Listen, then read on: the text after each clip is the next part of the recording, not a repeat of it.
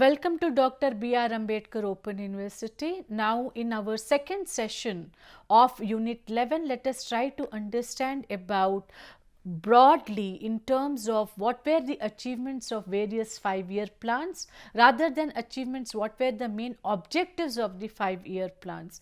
So we all know, friends, that the Planning Commission, which was functional between 1950 to 2014, is the actual architect of plan development in India, which was established in 1950 to formulate and monitor the entire process of India's economic development. Plans were approved through National Development Council, Cabinet and Parliament, ensuring that there was a very clear-cut coordination between the centre and the states.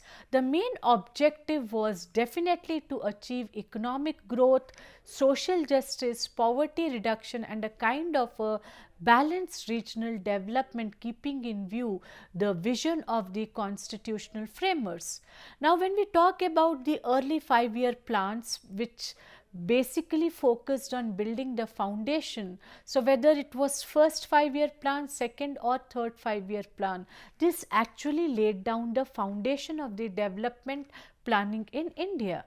So when we try to understand about the first 5-year plan between 1951 to 1956, we see that there was focus on agriculture, irrigation, power generation and also post-partition reconstruction. Because India was facing the trauma of the partition, it was really required to provide all kinds of economic support to overcome this kind of trauma. Moreover, when we focus on the second 5-year plan from 1956 to 1961, we see that there was emphasis on industrialization, heavy industries, public sector expansion and infrastructure development, because by the time second 5-year plan, it was strongly felt that India's growth trajectory is possible only with the strengthening and balancing of rural development and also industrial development.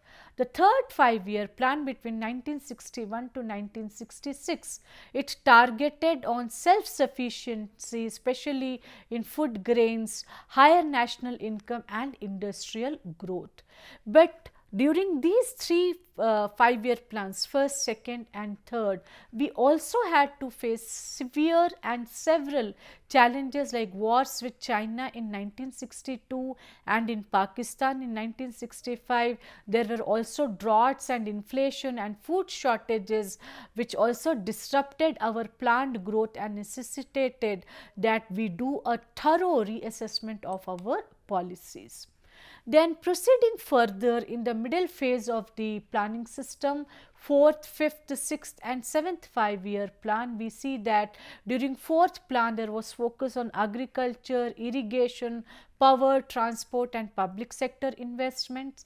The fifth 5-year plan between 1974 to 1979 basically prioritized on the poverty alleviation and self-reliance, but was curtailed due to the political changes. Further, the sixth 5-year plan between 1980 to 1985 introduced rolling plans, emphasized rural employment and poverty reduction, along with it also exceeded the growth targets. And the seventh 5-year plan between 1985 to 1990, there was greater investment in energy, transport, communication and social issues. The liberalization and structural reforms, this is a very critical phase in the entire process of development planning in India. We see that during the 8th 5-year plan 1992 to 1997, it marked a drastic shift towards market oriented economy after economic reforms of 1991, and from here onwards we see that we had a very different kind of a development planning strategies which encouraged private investment and reduced public sector dominance. There was priority on agriculture as well, rural development, literacy and lot of social infrastructure, which reflected India's transition from a kind of a controlled economy to a more liberalized and globally integrated economy. Then ninth 5-year plan between 97 to 2002, the main tagline of this was growth with equity and distributive justice. So, we are talking about growth, we are talking about justice. There was focus on employment, regional balance, poverty reduction, and also becoming more self-reliant. The 10th 5-year plan spoke about universal primary education, food for work program, rural development, and accelerated economic growth. The 11th 5-year plan, the entire focus between 2007 to 2012 was on inclusive growth through employment generation, women's empowerment, rural electrification, and also environmental sustainability. The 12th 5-year plan between 2012 to 2017 focused on faster, sustainable and inclusive growth and expansion of manufacturing industry also to a great extent. So, during this phase we see that the planning increasingly shifted from mere economic growth to human development, social inclusion, a kind of a gender equity and also sustainable development. So, development planning also has contributed and there were also challenges. So, major contributions if we try to evaluate and assess, definitely we see it in terms of agriculture modernization, food self-sufficiency, industrialization and infrastructure development.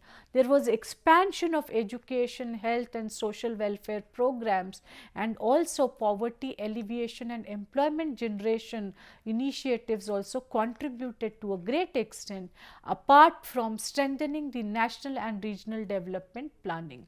But there were persistent challenges. Nothing is without challenges in a very complex society like Indian society. So, the challenges included unequal distribution of income and wealth.